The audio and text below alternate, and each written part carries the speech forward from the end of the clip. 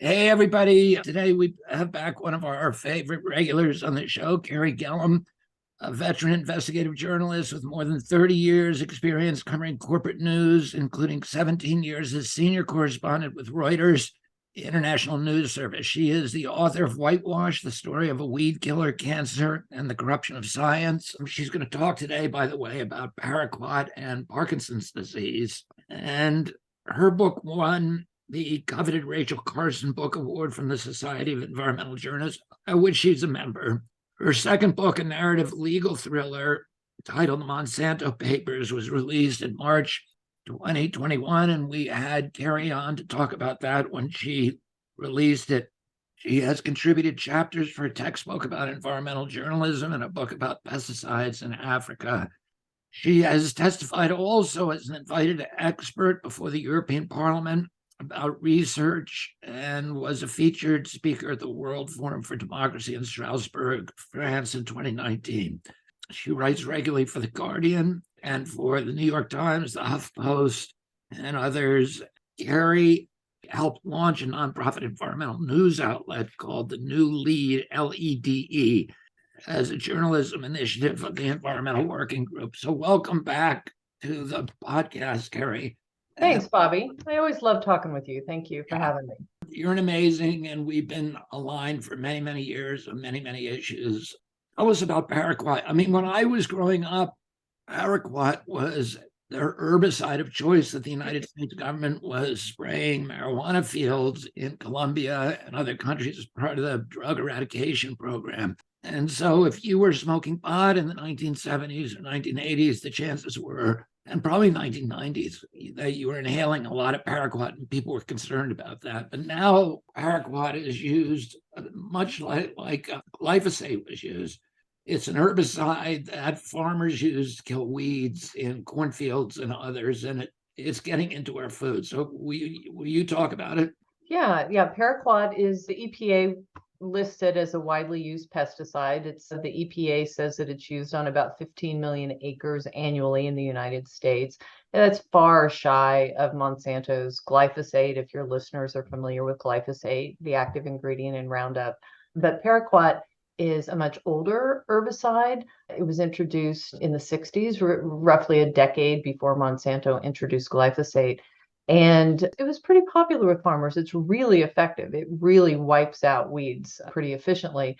Unfortunately, it's also very highly toxic. And that is no secret from an acute standpoint. It's always been understood that this poison, this thing that kills weeds, can also kill people very easily. And so farmers understand that if something splashes up into their mouth, or I think the EPA estimates roughly just a teaspoon of Paraquat, if it's swallowed, the person will likely die within a matter of days or 2 or 3 weeks. It's so deadly that it's been used by a number of people around the world as a tool for suicide. And that's been a very big concern by regulators and by the companies that sell it. So clearly, it's a toxic chemical. It's a toxic pesticide. The long-term chronic impacts have always been a subject of great debate over the many, many years that it's been on the market. Very early on, people started to become concerned that Paraquat, over a long-term exposure, could have impacts on the brain, and more study and more research linked it to Parkinson's disease specifically, because it's been shown in numerous research studies that Paraquat can impact the dopamine producing neurons in the part of the brain where these are created to essentially help your brain tell your body what to do, right? To be able to walk and talk and have balance and that sort of thing. So when you impact these dopamine producing cells in the brain, you get the symptoms of Parkinson's disease. And this is something that has become more and more supported by scientific research. And Paraquat has actually been banned in a number of countries around the world, but it, of course, is still used here in the United States. It's banned in the EU since 2007, which is where its primary manufacturer, Syngenta, is based. So it hasn't kept Syngenta from making it and selling it to many, many countries, including the United States. And so the people who are listening to this show, a lot of them are concerned with toxics that they are consuming, but also I'd say even more so that they're trying to develop a food regimen where they're not giving this kind of chemical to their kids. And so what crops, what food has it been found in foods, and what kind of foods should people look out for, and how do they avoid them? Yeah, I mean, paraquat is to a lesser degree a concern in food, though certainly it has been found. You do find it in food, you find it in water and that sort of thing, to a lesser degree than something like glyphosate, because paraquat is not typically sprayed directly over growing crops because, of course, it will kill them. Now, glyphosate, as you know, at Roundup, Monsanto engineered crops to tolerate being sprayed with glyphosate. And so farmers who grow things like corn and soybeans and cotton and canola can go out and spray directly over their fields during the growing season. And they also use it for desiccation in wheat and oats. So glyphosate. So people understand what that means. Desiccation is the practice of spraying crops when they're just before harvest or even after harvest when they're laying in the field to keep them dry. And glyphosate is now used. I think most glyphosate now is used for desiccation. And the problem is that you're now spraying it directly on food. And that, I think they started doing that around 2006, and glyphosate sales took off immensely after that. But we started finding large amounts of glyphosate in probably most of our food products after that. Right. Food, water, the CDC, I wrote about this summer, the CDC data came out showing 80% of people that they tested in the US had glyphosate in their urine. I mean, it's very prevalent, but Paraquat is a restricted use pesticide again. So it's not, you can't go out and buy it and spray it in your garden if you're a consumer. You have to be a farmer, a trained applicator, a professional applicator to use it. The EPA requires a skull and crossbones on it. But what I recently was able to report is based on just thousands of pages of internal documents that I received from Chevron and Syngenta. Chevron was an early distributor of Paraquat in the United States for about 20 years. And these two companies are being sued, much like people have sued Monsanto around the country, around the United States. You have thousands of people now with Parkinson's disease who have sued Syngenta and Chevron, saying, you hid the information that showed that Paraquat causes Parkinson's. And the companies have maintained, of course, in their defense that they did not do that and that there is no evidence that it causes Parkinson's. But what I was able to report in The Guardian and in this news outlet, The New Lead, which I hope people will visit. And we're tiny and small, but we're trying to do important work. What we were able to report is that since almost day one, the companies knew that this chemical was getting into the brain and that it could have chronic effects and that it could affect the central nervous system. And you see in the 1970s how the evidence is continuing to mount and how the companies are discussing internally. Their scientists and others are discussing amongst themselves how worrisome it is that all of this evidence of an impact on the brain, a chronic long-term impact on the brain from Parkinson's, is starting to get stronger and stronger. And it's jaw-dropping information because at the same time, the companies were saying publicly the opposite, that this chemical did not get into the brain. It did not cross the blood-brain barrier. That was something that they were very, very adamant about at a time when they knew that it did. And you see a lot of this develop. I mean, again, it's thousands of pages. The initial story that we published was exceedingly long, but there's just really abundant evidence that yes, it gets into the brain, that yes, it certainly affects the cells in a way that can cause Parkinson's disease, all of this that they were denying publicly, yet they were identifying internally. And then it shows how the company officials start to craft plans to mislead the public and mislead regulators about this.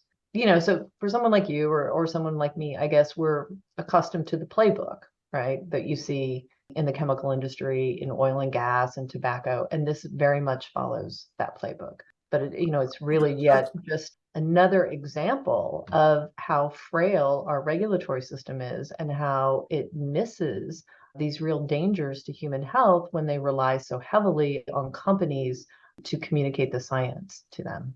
Yeah, when we brought, as you know, when we brought the Monsanto cases addressing the exposures to glyphosate, the injury glyphosate causes many, many injuries, including it's a probably endocrine disruptor. It causes disruption to the microbiome. The issue that we addressed, because the science was strongest, was non-Hodgkin's lymphoma. But the people who we were representing were mainly home gardeners. And the reason for that was that home gardeners were particularly careful about what kind of pesticides they applied because their children were playing in the yard, et cetera, and they didn't want to poison themselves. And glyphosate, and Monsanto made all these claims that glyphosate was safer than aspirin, that you could drink it from the bottle and all this crazy stuff. And they believed it. And it was the only pesticide they used for most of them. So it was very easy to isolate. We didn't represent many farm workers because farm workers are handling a lot of different pesticides. And it's hard to isolate out all the covariables. So tell us, who is at risk for poisoning by paraquat, and what are the vectors? Is it farmers? Who's getting Parkinson's disease? Yeah, certainly. And you're right. Consumers are not as much at risk here, although it is farmers. It's professional applicators, people who are using paraquat in a professional capacity. And paraquat use has expanded over the last 20 years or so, has increased pretty dramatically. And part of the reason for that is because glyphosate has become less effective in killing weeds. And so farmers have had to use paraquat again, or use more paraquat to control weeds on their property. And what you see is that as paraquat use has risen, the data on Parkinson's disease and the incidence of Parkinson's has also risen pretty dramatically. And my data here, prevalence of Parkinson's is more than double from 1990 to 2015. It's expected to continue to expand rapidly. We have roughly 60,000 Americans every year that are diagnosed with Parkinson's. It's ranked among the top 15 causes of death now in the United States, according to CDC. And the death rate from Parkinson's has climbed more than 60% over the past 2 decades. And as I said, this tracks similarly with the very rapid expansion over that time frame of the use of paraquat.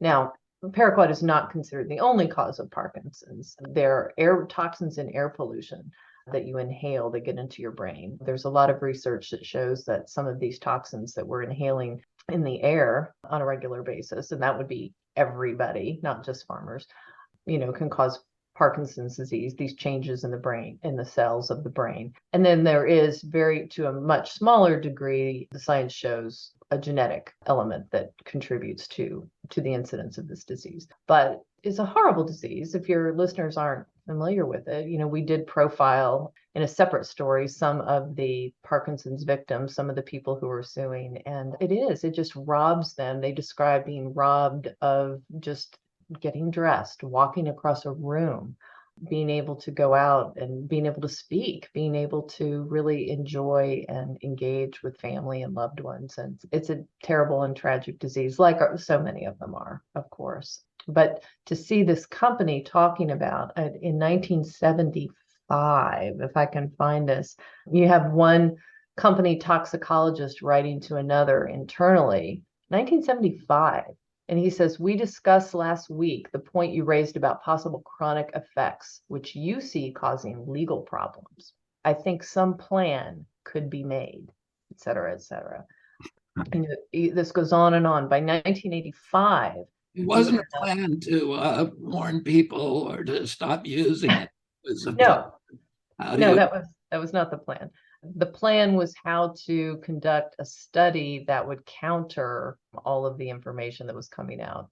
They hire a class of scientists, we call them biostitutes, who will gin up or ghostwrite the studies and then get paid legitimate scientists to sign them and give the imprimatur of legitimacy. And that's what we had to fight. And that's what, the Monsanto paper showed, is that all of this science and exonerated. It was ginned up by corrupted regulators and Well, and you see, as I said, similar tactics here, or similar plans. You see them put up a website that puts out information that is contradictory to what they're saying internally to each other. You see them talk about, we need to enlist academics around the world. We can provide some funding for them, and we can collaborate with them, and they can carry out our positive message about that our product doesn't cause Parkinson's disease. In one really interesting little cache of documents, you see they're very worried because the EPA is putting together a group of expert scientists for an advisory panel. And one of the scientists that they're looking at is Dr. Deborah Corey-Slechta, who is a very elite researcher and who had been looking at Parkinson's and Paraquat. And they say it will be a disaster for them if Corey-Slechta is named as an advisor to the EPA on the scientific panel. And so they go and they put in place a plan then to communicate to the EPA that she should not be named as an advisor, but they do it secretly because they don't want anybody to know that they're behind it. And they talk about that internally. We don't want anyone to know that we're doing this. And so they come up with all these things to say about her that are negative, that discredit her work and this sort of thing. And they run it through a third party to secretly try to influence the EPA. It's that sort of thing. And I wanted to share this memo, which resonated with me. This is from 1985, again, a very long time ago. A top Chevron official writing to another top, Gwyn Follis, the retired chairman, who's writing to the current chairman, and he's likening Paraquat to asbestos, and he's highlighting the especially severe financial risks involved in selling a product which contributes to a chronic disease. Parkinson's can go on for decades, he says. And then he writes, I cannot think of anything more horrible for us to bequeath to our successors than an asbestos problem. And he's referring to Paraquat because he'd been comparing the two. That was 1985. Now, Chevron stopped selling Paraquat a year later in 1986, but Syngenta kept right on to this day. The only other thing I would say is at the new lead, I've posted, much like I posted the Monsanto papers, I've posted the Paraquat papers so people can download them. Carey, how can our listeners support your new journalistic project, and how can they find out more about Paraquat if they're interested? Oh, sure. Thank you. Thanks for asking, Bobby. The new lead, all spelled out, and lead is LEDE.org. Please go there, donate if you can. We're little, we're startup. We need all the help we can get to keep doing investigations like this.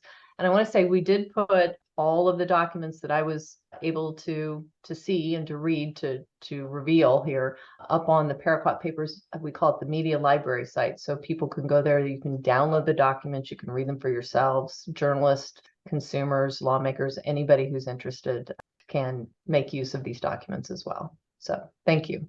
Thank you, Carey Gillam. Thank you for your scholarship, for your courage, your integrity, and for being on the front lines of this battlefield for so long, protecting children's health, public health, and fighting the big chemical industry bad guys. It's good to talk to you, Bobby. Thanks.